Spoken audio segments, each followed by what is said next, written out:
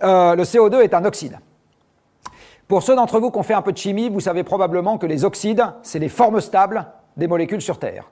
L'oxyde de fer est présent dans la croûte terrestre depuis 4 milliards d'années et demie. Donc c'est stable, l'oxyde de fer. Le fer n'est pas stable, il rouille. L'oxyde de fer, c'est stable.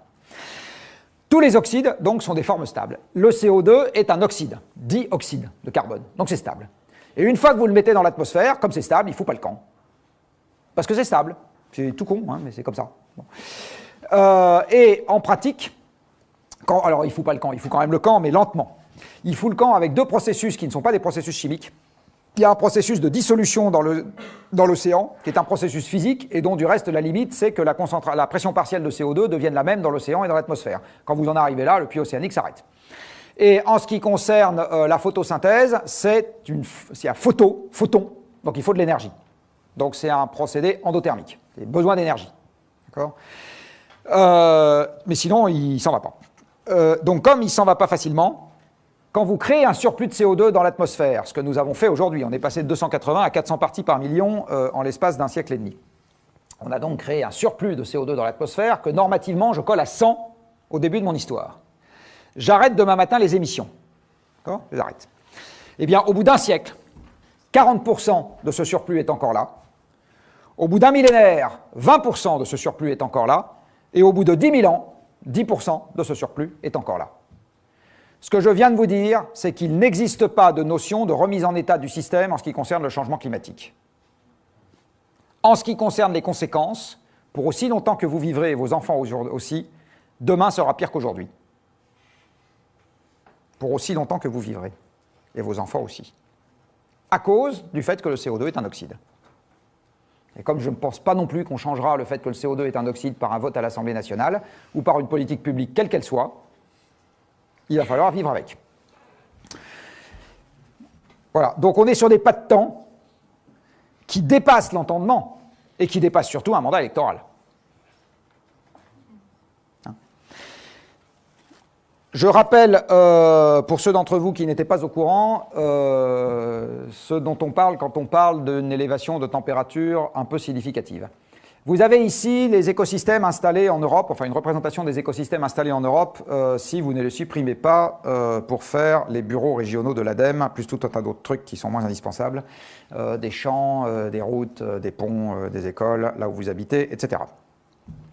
Vous voyez qu'on a essentiellement affaire à des forêts, donc l'écosystème climaxique, celui qui s'installe si on lui fout la paix, aujourd'hui, c'est des forêts, donc des grosses espèces végétales. Ça veut dire qu'il pleut suffisamment et que la température est sympa.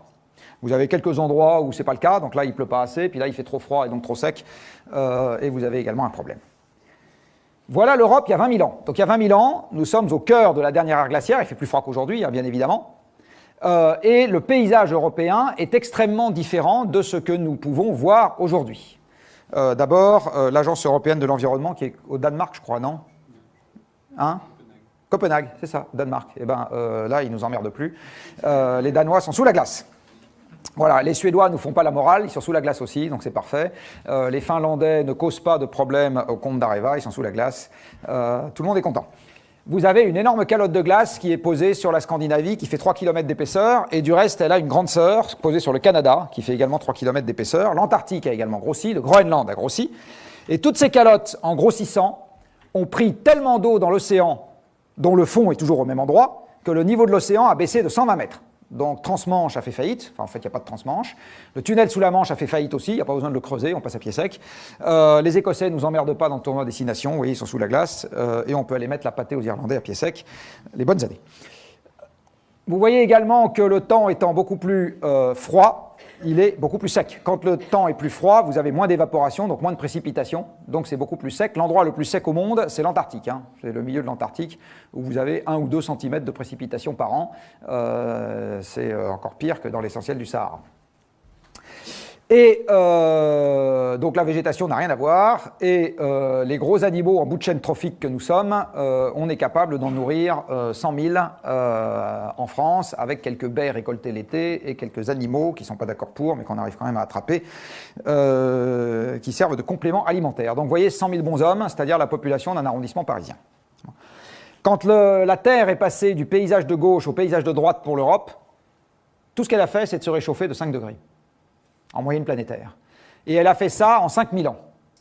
Et à l'époque, la migration des sociétés humaines ne posait pas de problème. C'est-à-dire que la société humaine, c'était quelques centaines de personnes. Le chef prenait sa plus belle massue, distribuait les baffes, déménageait tout le monde. Et si on en perdait la moitié au passage, ce n'était pas un sujet, ça n'a absolument pas empêché l'espèce de survivre. À preuve, vous êtes dans cette salle. Et il n'y avait pas la CGT ni Amnesty International pour s'émouvoir. Tout ça n'était juste pas un sujet. Aujourd'hui, il est bien évident qu'une élévation de température de même ordre de grandeur, arrivant sur une échelle de temps 100 fois plus courte, appliquée à des sociétés qui se sont sédentarisées il y a 10 000 ans et qui ne peuvent pas déménager en prenant sur leur dos toutes les infrastructures qu'elles ont construites. Si vous essayez de déménager Notre-Dame de Paris sur votre dos, c'est quand même un peu compliqué. Il est absolument évident pour moi que ce genre de transition à large échelle va engendrer des déstabilisations sociales, économiques et donc politiques, et donc créer des conflits partout. Donc la transition en Île-de-France, ça veut aussi dire des hordes d'immigrés qui vont arriver d'Afrique du Nord, d'Afrique tout court, voire de France. Ça veut aussi dire ça. Ça veut aussi dire ça. Je peux vous assurer qu'aujourd'hui, il n'y a pas un responsable politique qui voit le problème comme ça. Pas un.